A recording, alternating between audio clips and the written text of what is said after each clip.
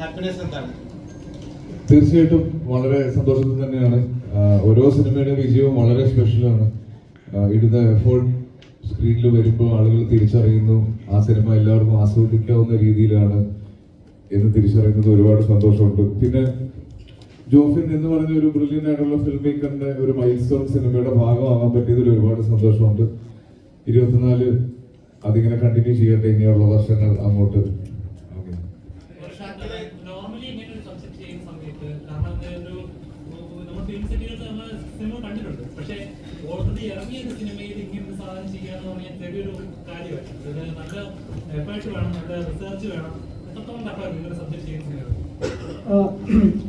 അത് തന്നെയായിരുന്നു ഈ സിനിമ ഇത്രയും ഡിലേ ആവാനുള്ള കാരണം. എൻ്റെ അടുത്ത് ഒരുപാട് പേര് ചോദിച്ചിട്ടുണ്ട് പ്രീസ്റ്റ് കഴിഞ്ഞിട്ട് എന്തുകൊണ്ട് 4 വർഷം എന്നുള്ളത് ചോദിച്ചിട്ടുണ്ട്. ഏകദേശം പ്രീസ്റ്റ് റിലീസായി 21 കഴിഞ്ഞ് 25 4 വർഷം കഴിഞ്ഞിട്ടാണ്. ഇല്ല, ഇത്രയും നാളും സെലക്ട് ചെയ്ത് അങ്ങനെ ഒരാളുണ്ടെങ്കിൽ എന്റെ ഇത് ആരെ കൊത്തിക്കൊണ്ടുപോകാൻ എത്ര പേര് വെയിറ്റ് ചെയ്യുന്നു. ഇത്രയും നാളത്തെ എക്സ്പീരിയൻസസ് ഒക്കെ തന്നെ ഉണ്ടായ കുറെ മാറ്റങ്ങളാണ്. ഇപ്പോഴും സ്ക്രിപ്റ്റ് സെലക്ട് ചെയ്യുന്ന ഞാനാണ്, പക്ഷെ മൊത്തത്തിൽ ഒരു അടുക്കും ചിട്ടയും വന്നിട്ടുണ്ട്. അതിന്റെ വ്യത്യാസങ്ങളായിരിക്കും. തുടരാൻ തന്നെയാണ് എന്റെ ആഗ്രഹം. നോക്കാം.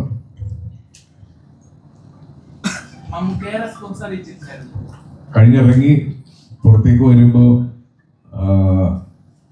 ഞാൻ പറഞ്ഞു ഒരുപാട് നല്ല മൊമെന്റ്സ് തിയേറ്ററിൽ ഞങ്ങൾക്ക് ഫീൽ ചെയ്തു. പല സ്ഥലങ്ങളിലും പല രീതിയിൽ ഗംഭീരമായ ഇമോഷൻസ് വരുന്ന സമയത്തൊക്കെ ഉള്ള കയ്യടികളെ പറ്റിയിട്ടൊക്കെ പറഞ്ഞു. അപ്പോ തിരിച്ചു വന്നത് കൺഗ്രാറ്റുലേഷൻസ് ഫ്രം മമ്മൂട്ടി ചേട്ടൻ എന്നായിരുന്നു. സിനിമ കാണുമ്പോൾ മനസ്സിലാവും. എനിക്കും അതേപോലത്തെ ഒരു മെസ്സേജ് ഞാൻ അയച്ച ഒരു താങ്ക് യു മെസ്സേജ് റിപ്ലൈ ആയിട്ട് സെയിം മെസ്സേജ് എനിക്കും വന്നു. എന്തൊരു അപ്ഡേറ്റഡ് ആണെന്ന് ആലോചിക്കണം അദ്ദേഹം. മമ്മൂക്കോടെ ഇനീഷ്യലി ഇത് പിച്ച് ചെയ്ത സമയത്ത് ആദ്യം പറഞ്ഞത് മമ്മൂക്കോടെയാണെന്ന് പറഞ്ഞു. അപ്പൊ തന്ന ഇൻപുട്ടും ക്ലൈമാക്സ് ഏരിയയിൽ തന്ന ഇൻപുട്ടും മമ്മൂക്കയാണെന്ന് തോന്നുന്നു. അപ്പാർട്ട് ഫ്രം ദാറ്റ് മമ്മൂക്ക തന്നിട്ടുള്ള കഥ കേട്ടോടനെ സ്പാർക്ക് ചെയ്ത കാര്യങ്ങളൊക്കെയാണ്. അല്ല, എനിക്കിതില് സിനിമ കണ്ടവർക്കറിയാം ഇതിൽ മമ്മൂക്കയുടെ സമ്മതമില്ലാതെ ഈ സിനിമ ചെയ്യാൻ പറ്റില്ല. അതുകൊണ്ട് തന്നെ ഞാൻ ആലോചന എടുത്ത് ഇതിൻ്റെ ഒരു സബ്ജക്റ്റ് പറഞ്ഞപ്പോൾ മമ്മൂക്കയോട് സംസാരിച്ച് നോക്കാം എന്നുള്ളത് പറഞ്ഞിട്ടുണ്ടായിരുന്നു. മമ്മൂക്കയോട് പറഞ്ഞ സമയത്ത് ചെയ്തോ എന്ന് പറഞ്ഞു. അപ്പോൾ അതിൻ്റെ ഒരു പോയിന്റിൽ ഞാൻ വെച്ചിട്ടുണ്ടായിരുന്ന ഒരു എപ്പിസോഡ് ഉണ്ടായിരുന്നു. അപ്പോൾ നമുക്ക് പറഞ്ഞു അത് അതിനേക്കാൾ നല്ലത് ശരിക്കും ഉണ്ടായ സംഭവമുണ്ട് എന്ന് പറഞ്ഞിട്ടാണ് ഒരു കാര്യം പറഞ്ഞു തന്നു. അതാണ് ആ സിനിമയുടെ ഒരു പോയിന്റിൽ വരുന്നത്. അത് ശരിക്കും നടന്ന സംഭവമാണ്. അവർക്കിടയിൽ നടന്നൊരു സംഭവമാണ്. മമ്മൂക്കയുടെ ലൈഫിൽ നടന്ന കഥ സംഭവമാണ്. അത് സിനിമ കാണുന്നവർക്ക് അത് മനസ്സിലാവും എന്താണെന്നുള്ളത്. ഇപ്പോഴും ഞങ്ങൾ അതേ ഡെലിവറി തന്നെയാണ് ഉള്ളത്. 2025 തുടങ്ങി ആദ്യത്തെ സിനിമ ഇറങ്ങി, നാളെ ഇനി അടുത്ത ചിത്രം ഇറങ്ങാൻ പോകുന്നു. ഒരു ലക്കായിട്ടൊന്നും ലക്കി സ്റ്റാർ തന്നെ വിളിക്കാല്ലേ? ലക്കൊന്നല്ല, ഞാൻ വർക്ക് ചെയ്യുന്നുണ്ട്. അത് ലക്കുണ്ടോന്നല്ല, ഞാൻ വർക്കിംഗ് ഫോർ അത്രേ ഉള്ളൂ. സബ്ജക്റ്റ് കേട്ട് കഴിഞ്ഞ് എനിക്ക് ഇപ്പം പടം കണ്ടപ്പോഴായാലും എനിക്ക് ഒരുപാട് സന്തോഷം തോന്നിയതാണ്. ഈ ക്യാരക്ടർ എൻ്റെ അടുത്ത് എത്തി, അല്ലെങ്കിൽ ഈ ടീമിന് ആ ഒരു ക്യാരക്ടറിലേക്ക് എൻ്റെ മുഖം വന്നു എന്നുള്ളത് എനിക്ക് ആലോചിക്കുമ്പോൾ ഒരുപാട് സന്തോഷം നൽകുന്നൊരു കാര്യം. സയൻസ് ഫിക്ഷൻ ഇല്ല. ഇനി ഞാൻ ആഗ്രഹിക്കുന്നത് ഒരു റോം കോം ചെയ്യാനാണ്. കുറെ നാളായി കുഴിച്ചിടലും കുഴികളും ഇനി എത്രയും വേഗം ഒരു റോം കോം ചെയ്യുക, കുറച്ച് ഫീൽ ഗുഡ് സിനിമകൾ ചെയ്യുക.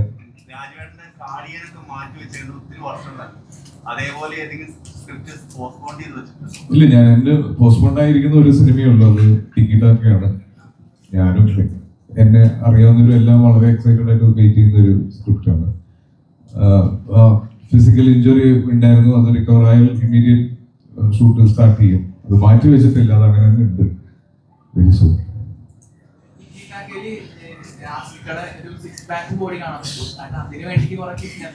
ഇന്ന് ഈ സിനിമയുടെ വിജയം ആഘോഷിക്കാൻ ഉച്ചയ്ക്ക് ഒരു മട്ടൻ ബിരിയാണി കഴിച്ചിട്ടുണ്ട്. അതുകൊണ്ട് ചിലപ്പോൾ ഒരു 3-4 ദിവസം കൂടെ അത് ഡിലേ ആവും. ഈ സിനിമയിൽ എടുത്ത് പറയേണ്ട 2-3 ആളുകളുണ്ട്, പക്ഷെ അവരുടെ കാര്യങ്ങൾ ക്യാരക്ടേഴ്സിന്റെ ഇമ്പോർട്ടൻസ് മാനിച്ച് പറയുന്നില്ല. എങ്കിലും സെറിൻ, ഉണ്ണി,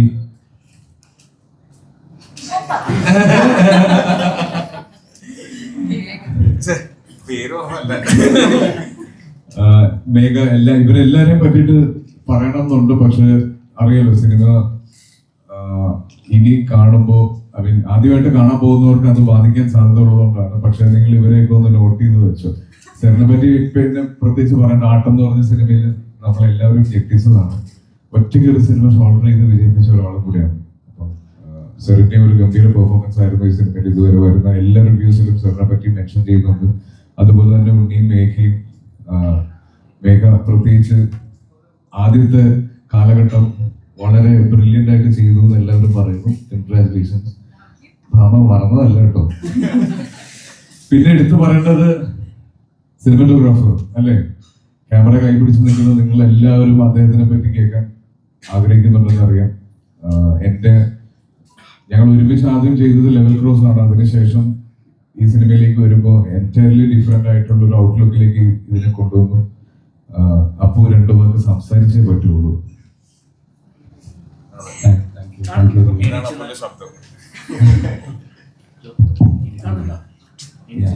എനിക്ക് ആദ്യം താങ്ക്സ് പറയേണ്ട ജോഫിനാണ്. കാരണം പറയുന്ന ഒരു കാര്യമാണ്, ഇതൊരു ഭയങ്കര സീറ്റഡ് ത്രില്ലർ അല്ല, ഇതൊരു ഇൻവെസ്റ്റിഗേഷൻ ഡ്രാമയാണ്. അപ്പൊ അതിൻ്റെതായ സമയമെടുത്ത് തന്നെയാണ് പറയേണ്ടത്.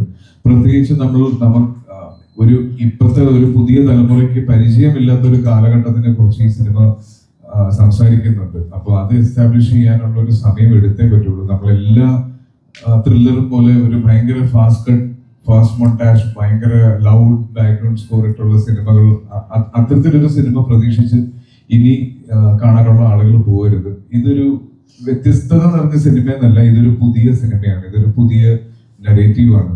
അപ്പം ആ സമയമെടുത്ത് തന്നെ കണ്ട് മനസ്സിലായി ഓരോ ഇമോഷൻസും, പ്രത്യേകിച്ച് അനശ്വരയുടെ ക്യാരക്ടറിനോട് ഉണ്ടാവേണ്ട ഒരു ഇമോഷൻ ഉണ്ട്. അപ്പൊ അത് പറഞ്ഞ് എടുക്കേണ്ട ഒരു സമയമുണ്ട്. അപ്പൊ അത്രയും സമയമെടുത്ത് തന്നെ പറയേണ്ട ഒരു സിനിമയാണ്. ഇപ്പൊ ഷെഡ്യൂളിനെ പറ്റി പറയുമ്പോൾ ഷെഡ്യൂൾ മാർക്കോ എഡിറ്റ് ചെയ്ത ഒരാളാണ്. അപ്പൊ ആ പേസിൽ എഡിറ്റ് ചെയ്യാൻ അറിയാവുന്ന ഒരാളാണ്. പക്ഷെ ഈ സിനിമയെ മനസ്സിലാക്കി, ഇതിന്റെ സ്ക്രീൻ പ്ലേയും സ്ക്രിപ്റ്റിനെയും മനസ്സിലാക്കി ഇത് ഡിസേർവ് ചെയ്യുന്ന ഒരു നരേഷനിലേക്ക് ഈ സിനിമയെ കൊണ്ടുവന്ന ആ സമയമെടുത്ത് വളരെ ബ്യൂട്ടിഫുൾ ആയിട്ട് ഒരു പോയം പോലെ എഡിറ്റ് ചെയ്ത ഒരു സിനിമയാണിത്. അപ്പോൾ ഇനി ഒരുപാട് റിവ്യൂസ് കേട്ട് ഞാൻ പറഞ്ഞല്ലോ, ഇതിനോടകം തന്നെ ഒരുപാട് നല്ല റിവ്യൂസ് സിനിമയെ കുറിച്ച് വരുന്നുണ്ട്. അപ്പോൾ ഒരു ഓവർ എക്സ്പെക്ടേഷനിൽ പോകുമ്പോൾ പലപ്പോഴും പേസ് അല്ലെങ്കിൽ സിനിമയുടെ ഡ്യൂറേഷൻ ലെങ്ത് കൂടുതലാണെന്ന് നമ്മൾ പറയുന്ന പോലെ ഫസ്റ്റ് ഹാഫ് സെക്കൻഡ് ഹാഫിൽ ലാഗ് ഉണ്ടെന്നൊക്കെ തോന്നാം. പക്ഷെ ഈ സിനിമയ്ക്ക് ആവശ്യമുള്ള ഒരു പേസ് എടുത്തിട്ടുണ്ട്. അത് മനഃപൂർവ്വം എടുത്തത് തന്നെയാണ്. ഇത് പറഞ്ഞ് മനസ്സിലാക്കി തരുന്നതെന്ന് ഓർക്കരുത്. സാർ എന്തെങ്കിലും പറയും. ആക്ച്വലി കഴിഞ്ഞ വർഷം ഇതേ സമയത്താണ് ആട്ടോ റിലീസായത്. ആൻഡ് ഇതേ സമയത്ത് അടുത്ത ദിവസം ഒരുപാട് നമുക്ക് ചെയ്യാം. പിന്നെ ഇതിന്റെ ഷൂട്ട് ചെയ്യുന്ന സമയത്തായിരുന്നു എനിക്ക് ആർട്ടിന്റെ അവാർഡ് കിട്ടിയത്. അപ്പോ പിന്നെ ഈ ഷൂട്ട് ചെയ്യുന്ന സമയത്ത് കുറെ നല്ല കാര്യങ്ങൾ സംഭവിച്ചു. ആൻഡ് ഞാൻ ശരിക്കും മനുഷ്യരുടെ കൂടെ പെർഫോം ചെയ്യുന്നത് ശരിക്കും എൻജോയ് ചെയ്തു. ക്യാരക്ടർ പറ്റിയ നല്ല എക്സ്പീരിയൻസ് ആയിരുന്നു. ഇനി ഓരോ വർഷവും നല്ല കഥാപാത്രത്തിന് ഒരു പ്രത്യേകതയായിട്ട് തോന്നിയെന്ന് വെച്ച് കഴിഞ്ഞാൽ അവനൊരു ശരി ഉണ്ട്. ആ ശരിക്ക് അവസാനം വരെ കട്ടക്കി നിൽക്കുന്ന ഒരു ക്യാരക്ടറായിട്ടാണ്. ജീവിതത്തിൽ ഇങ്ങനത്തെ ഏതെങ്കിലും അനുഭവങ്ങളൊക്കെ ഉണ്ടായിട്ടുണ്ടോ? തീർച്ചയായിട്ടും ഉണ്ടായിട്ടുണ്ട്. പക്ഷെ അതിൽ നിന്ന് ജീവിതത്തിൽ കുറെ ഇതുപോലത്തെ സംഭവങ്ങൾ നടന്നിട്ടുണ്ട്. അതിൽ നിന്നൊക്കെ കുറച്ച് ഇങ്ങനെ അബ്സോർബ് ചെയ്ത് നമ്മുടെ പെർഫോമൻസ് പറ്റുന്നത്ര റിലേറ്റബിൾ ആക്കണം എന്നതാണ്. ബട്ട് രണ്ട് ക്യാരക്ടേഴ്സും അവരുടേതായ ശരിയിൽ ഇങ്ങനെ പിടിച്ചിരിക്കുന്നു. ബോത്ത് സ്ട്രോങ്, അവരുടേതായ രീതിയിൽ അവർ രണ്ടുപേരും സ്ട്രോങ് ക്യാരക്ടേഴ്സ് ആണ്. ആൻഡ് ആട്ടം കണ്ടതിന് ശേഷം എനിക്കിത് പുൾ ഓഫ് ചെയ്യാൻ പറ്റും എന്ന വിശ്വാസം ഡയറക്ടറിനുണ്ടായിരുന്നു. So thank you so much for that. നല്ല ചോദ്യമായിരുന്നു.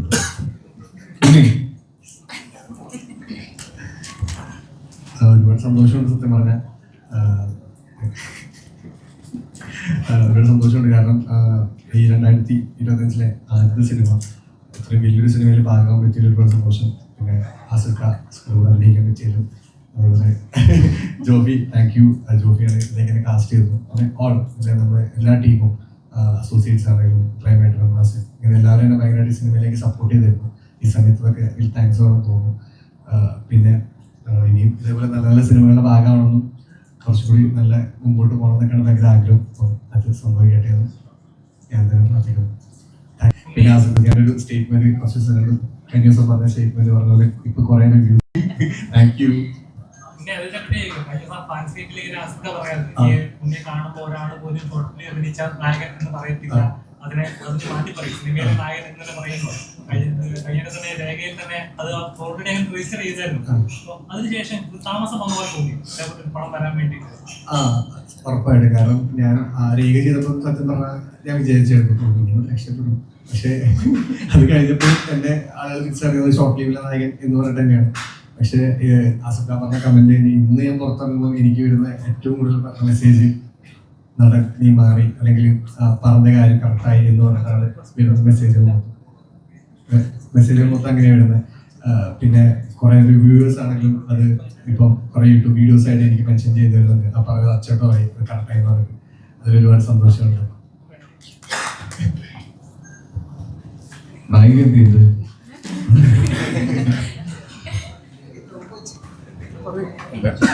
ഹായ് ഓൾ, എല്ലാവർക്കും നമസ്കാരം.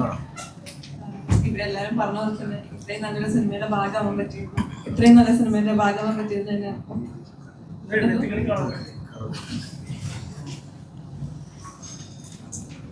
ഇത്രയും നല്ല സിനിമയുടെ ഭാഗമാകാൻ പറ്റിയത് തന്നെ വലിയ സന്തോഷം. പിന്നെ ഇത്രയും വലിയ ടീമിൻ്റെ കൂടെ വർക്ക് ചെയ്യാൻ പറ്റുക അതിലും വലിയ സന്തോഷം. അപ്പോൾ താങ്ക് യു.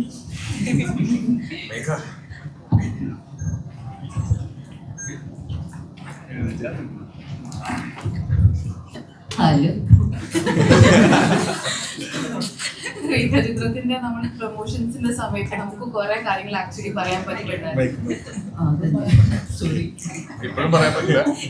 അതെ, അപ്പോൾ പ്രൊമോഷൻസിന്റെ സമയത്ത് നമുക്ക് കുറെ കാര്യങ്ങൾ ആ സമയത്ത് പറയാൻ പറ്റിയിട്ടുണ്ടായിരുന്നു. ഇപ്പൊ റിലീസ് ആയി കഴിഞ്ഞിട്ട് പോലും ഐ ഹോപ്പ് നിങ്ങൾ എല്ലാവരും നമ്മുടെ കൂടെ സ്ക്രീനിൽ ഉണ്ടായിരുന്നു, നിങ്ങൾക്കത് മനസ്സിലായി കാണും. ആൻഡ് ഈ പ്രോജക്റ്റിൽ എനിക്ക് താങ്ക്സ് പറയാനുള്ളത് ജോഫൻ, താങ്ക് യു സോ മച്ച് എന്നെ ഇതിനകത്ത് ഇൻവൈറ്റ് ചെയ്തത്. ഈ കഥ പറഞ്ഞത് എൻ്റെ അടുത്ത് ജോൺ കഥ പറഞ്ഞതുകൊണ്ടാണ് അത് പിന്നെ കേൾക്കാതിരുന്നു.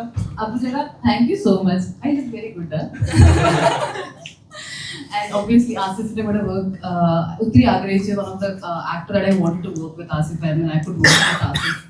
Thank you Asif. Thank you. Anaswara, thank you so much. It was really nice working with you. Zare, loved being with you. Nice knowing you. ഇങ്ങനെ ആകെ ഒറ്റൊരു പ്രാവശ്യം മറ്റേ പറയല്ലേ ഒരു പ്രാവശ്യം കണ്ടിട്ടുള്ളൂ. ഞാൻ പറയാൻ ഉദ്ദേശിക്കുന്ന സംഭവം വെച്ചാൽ I hope you understand that രേഖാചിത്രത്തിന്റെ ഷൂട്ടിന്റെ സമയത്ത് we were so involve. This is how the set was. And then last നമ്മുടെ ഈ സിനിമ ഔട്ട് വന്നപ്പോൾ ഇതിന്റെ ഔട്ട് കാണുമ്പോൾ ആൻഡ് ഹൗ പ്രേക്ഷകർ ഇത് അപ്രീഷിയേറ്റ് ചെയ്യുന്ന കാണുമ്പോൾ നല്ലൊരു really happy from within. Thank you so much four everybody coming here and watching ആ സിനിമ. ഐ ഹോപ്പ് ഇപ്പം കേൾക്കുവാണെങ്കിൽ താങ്ക് യു, നന്ദി, നമസ്കാരം. ക്രൗൺ ക്ലാസ് ഒരു വട്ടം വന്നപ്പോൾ ഉണ്ടായ ഇൻസിഡന്റിന് ശേഷം മലയാളികൾ എല്ലാവരും ആസിഫയ്ക്ക് ചേർത്ത് നിർത്തി. അതിന് അദ്ദേഹം ആസിഫിന്റെ മറുപടി തിരിച്ചു നന്ദി പ്രകടിപ്പിച്ചത് കെട്ടിടാകണം എന്ന് പറഞ്ഞൊരു സിനിമയിലൂടെയാണ്. അപ്പൊ മലയാളികൾ അങ്ങിൽ വിശ്വസിച്ച ആ ഒരു വിശ്വാസത്തിനും ആ സ്നേഹത്തിനും 2025 വീണ്ടും തുടർച്ചയായിട്ട് നന്ദി പ്രകാശിപ്പിക്കുകയാണ്. ശ്രമിക്കുന്നതാണ്. എത്ര പറഞ്ഞാലും അങ്ങനെ നന്ദി പറഞ്ഞ് തീർക്കാനുള്ള ഒരു ബന്ധമല്ല. അപ്പോൾ നല്ല നല്ല സിനിമകൾ ചെയ്യാന്നുള്ളതാണ് എന്നെ വിശ്വസിച്ച് ടിക്കറ്റ് എടുക്കുന്ന പ്രേക്ഷകരോടും എപ്പോഴും കമ്മിറ്റ്മെന്റ് ഉണ്ട്. എന്നെ വിശ്വസിച്ച് പൈസ മുടക്കുന്ന നിർമ്മാതാവിനോടും അതിന് മേൽ കമ്മിറ്റ്മെന്റ് ഉണ്ട്. അപ്പൊ നല്ല സിനിമകൾ ചെയ്യാന്നുള്ളതായിരുന്നു എപ്പോഴും ഉള്ള ആഗ്രഹം. ഇപ്പോഴും അത് തന്നെയാണ്, ഇനി അങ്ങോട്ടും അത് തന്നെയായിരിക്കും. അപ്പൊ രേഖാചിത്രം സ്വീകരിച്ച എല്ലാ പ്രേക്ഷകർക്കും നന്ദി. ഇതിന്റെ എല്ലാ എക്സൈറ്റ്മെന്റിലും നേരെ വന്ന് നിങ്ങളെ കണ്ട് ഇത് ചൂടോടെ ആഘോഷിക്കണം എന്നുള്ളതുകൊണ്ടാണ് ഇത്ര ഇമീഡിയറ്റ് ആയിട്ടൊരു പ്രസ് മീറ്റ് ഞങ്ങൾ ആഗ്രഹിച്ചത്.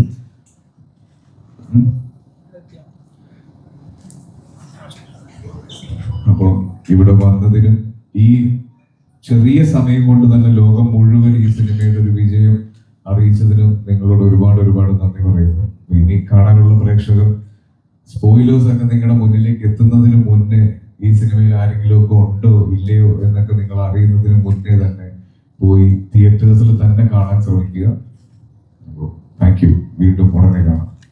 അടുത്ത പടം അടുത്ത തുടങ്ങാൻ പോകുന്ന പടത്തെ കുറിച്ച് അടുത്ത എന്തായാലും ഇത്രയും ലേറ്റ് ആവില്ല. ഒന്ന് രണ്ട് സബ്ജക്റ്റുകൾ വർക്ക് ചെയ്യുന്നുണ്ട്. അതോടൊപ്പം ഒരു സബ്ജക്റ്റ് ഐഡന്റിറ്റിയുടെ സംവിധാനം നഗീൽ പോളിനൊപ്പം ഒരു സബ്ജക്റ്റ് വർക്ക് ചെയ്യും. ഇതിന്റെ തുടക്കം ജോൺ പോൾ സാറിന്റെ സഫാരിയിൽ പറഞ്ഞ കാര്യത്തിൽ നിന്നായിരുന്നു ഈ കഥയുടെ തുടക്കം? അല്ലല്ല, ആക്ച്വലി